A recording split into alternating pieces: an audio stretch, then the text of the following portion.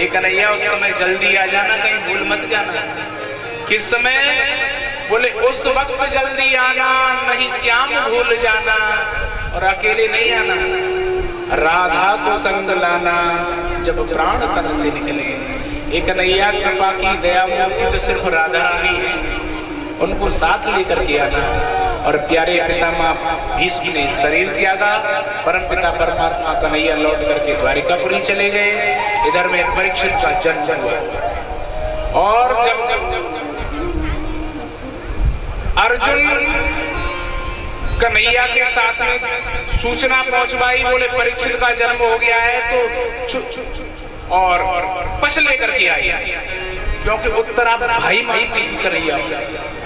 और अंत में जब लौट करके गए तो अर्जुन साथ में गया द्वारिकापुरी। और द्वारिकापुरी गए तो उस समय अर्जुन से भगवान कृष्ण ने कहा कि अर्जुन, क्या तुम्हें पता है, हे अर्जुन, अब कलयुग आने वाला है, अब समय हो गया है, अब द्वापर निकलने वाला है और कलयुग का प्रारंभ होने वाला है। और कलयुग प्रारंभ होने से पहले मैं इस धराधाम को छोड़ करके चला जाऊंगा। तुम एक काम करना, इन गोपियों को ले जाना और श्रीधाम वृंदावन छोड़ देना। रानियों को लेकर के कहाँ जाना?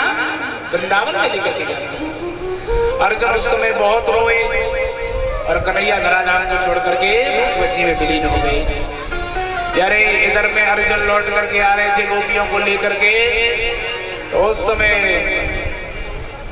समय की बात है, समय बहुत बलवान, और भीलन लूटी गोपिका भी अर्जुन भी, भगवान ही हीर बन करके आए और गोपियों का हरण कर लिया। अर्जुन कहता है मेरे गांडीव के बारे में नहीं जानते, मैंने इसी गांडीव से महाभारत जीत लिया। लेकिन प्यारे गांडीव भी कुछ नहीं कर सका। अर्जुन को याद आ गया ये सब कृपा भगवान की थी। अंत में अर्जुन लौट करके आए। अर्जुन ने धर्मराज से कहा कि कन्हैया इस धराधाम को छोड़ करके चले गए। जिस प्रकार से राम जी के लौटने की खबर दशरथ ने सुनी कि राम जी लौट करके नहीं आ रहे हैं, तो राम राम कही राम कही राम राम कही राम, दशरथ जी ने शरीर त्याग दिया। उसी प्रकार से कुंती बुआ ने सुना कि कन्हैया ने और इस धराधाम को छोड़ दिया, कुंती बुआ ने भी शरीर त्याग दिया। और आज पांचों पांडवों ने राजा परीक्षित का तिलक किया और स्वर्गारोहण के लिए चले। सशरीर तो सिर्फ धर्मराज युधिष्ठिर ही गए, बाकी सबके तो शरीर गल गए। हालांकि उनका भी अंगूठा गल गया था, क्योंकि उन्होंने भी एक बार अपने जीवन में झूठ बोला था। कब? उन्होंने कहा था जब द्रोणाचार्य के पास में जाकर के, हाँ अश्वत्थामा मारा गया, लेकिन ये नहीं पता कि गज था या मनुष्य था, हाथी था या मनुष्य था, लेकिन जानते थे कि गजराज मारा गया। उस समय अंगूठा तो धर्मराज युधिष्ठिर का भी गला। अंत में प्यारे राजा परीक्षित राजा बने और बड़े आनंद के साथ में राज्य करने लगे। लेकिन प्यारे राजा परीक्षित धर्मात्मा राजा, राजा परीक्षित जैसा भी धर्मात्मा समय कोई नहीं था। एक दिन राजा परीक्षित और भ्रमण करते हुए जंगल में जा रहे थे। उन्होंने देखा एक काला काला पुरुष एक बैल के 3 पैर काट चुका है, 4था पैर काट रहा है। क्या कर रहा है?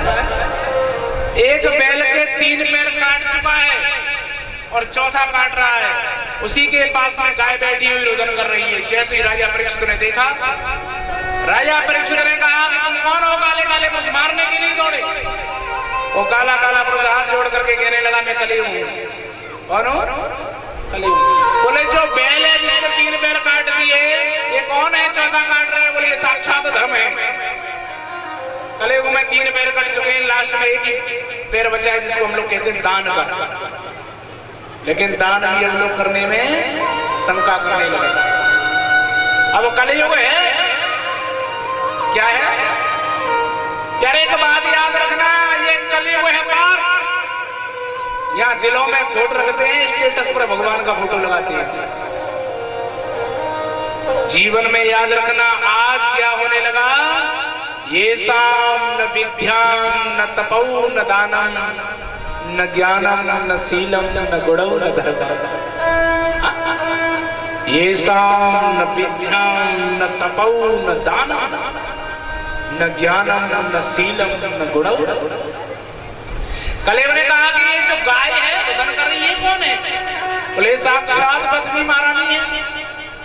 जब पाप पड़ेगा तो पत्नी तो रोती है। आज राजा परीक्षित ने कहा कि तुम एक काम करो, मेरा जहां तक राज्य छोड़ करके चले जाओ। कलयुग कहने लगा महाराज कहां जाएं? अब मेरा आने का समय हो गया है, तुम तो आऊंगा। जाऊं तो कहां जाऊं? जहां से सूर्योदय होता है, जहां अस्त होता है, वहां तक आपका ही राज्य है। चक्रवर्ती सम्राट होगा, कहां जाऊं? उस समय राजा परीक्षित ने कहा जहां भी जाओ लेकिन मेरा राज्य छोड़ करके चले जाओ। कले को हाथ जोड़ करके कहने लगा प्रभु कोई भी जगह दे दो, मैं पड़ा रहूंगा। एक बात याद रखना, ऐसे लोगों से सतर्क रहना। ये कहते थे कहीं भी जगह दे दो पड़े रहेंगे, चाहे बांग्लादेश से आए हो चाहे कहीं से भी आए, फिर ये खतरनाक हो जाता है। अपना अधिकार मांगते हैं, ध्यान रखना इस बात का। महाराज उस समय राजा परीक्षित ने कहा कि अच्छा तो एक काम कर, तुमको 4 जगह दे देंगे। दूतम पानम स्त्रीय सूना, कितनी जगह दी गई? दूतम, जहां जुआ खेला जाता है, ताश खेला जाता है। परीक्षित जी ताश खेलते हो ना? बोले जो ताश खेलते हैं, जुआ खेलते हैं, वहां भी कलयुग का वास है। कई लोग कहते हैं बोले महाराज उसमें कभी कभी जीत जाते हैं। एक बात याद रखना, ईमानदारी से साक्षात धर्मराज युधिष्ठिर नहीं जीत पाए। और नहीं जीत पाया, स्वयं धर्मराज और महाभारत युद्ध से पहले वो हार गए। तो तुम तो किस केस की मूली हो, और मूली भी हो तो बहुत मामूली हो। ध्यान रखना, आप ये बात याद रखना कि कभी भी आप जुआ जीत नहीं सकते। आज प्यारे पहली जगह दी गई जहाँ जुआ खेला जाता है दूतम, दूसरी जगह पानम, क्या जहाँ मदिरा पान की जाती है, और जहाँ मदिरा पान की जाती है वहां किसका वास है? हाँ, कलयुग का वास है। जहाँ ढक्कन खोले जाते हैं ना, यहाँ तो शायद कोई नहीं खोलता हुआ, अपना गांव बहुत अच्छा है, तो धर्मात्मा लोगों के गांव है। लेकिन जहाँ मदिरा पान किया जाता है वहां किसका वास है? कलयुग का वास है। दूतम पानम स्त्रीय सूना, और जहाँ वेश्यागमन किया जाता है वहां भी कलयुग का वास है। परद्रिया पेनी चुरी 3 जगह से खाए, धन हरे यौवन हरे अंत नरक ले जाए, वहां भी कलयुग का वास है। और चौथा, जहां पर जीवों की हत्या की जाती है, समझ रहे हैं? जहां जीवों को मारा जाता है, काटा जाता है। आज क्या है, लोगों की ईद भी है, पता नहीं कितने पशुओं की हत्या हो गई है, वहां कलयुग का वास है। प्यारे ये 4 जगह कलयुग का वास है। कलयुग कहने लगा महाराज ये तो सारी गंदी गंदी जगह है। अरे घर में कोई जगह एक तो ऐसी हो जहाँ कोई अतिथि आ जाए, जहाँ उसको बिठा सके। एक कमरा तो ठीक होना चाहिए घर में, एक बैठक तो ठीक होनी चाहिए। तो परीक्षित जी ने कहा कि अच्छा तो एक काम करो, सोने में भी तुम्हारा वास होगा। किसमें? सोने में।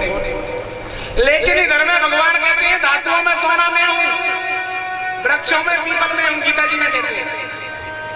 तो क्या जहां भगवान हो सकते हैं वहां कलयुग हो सकता है?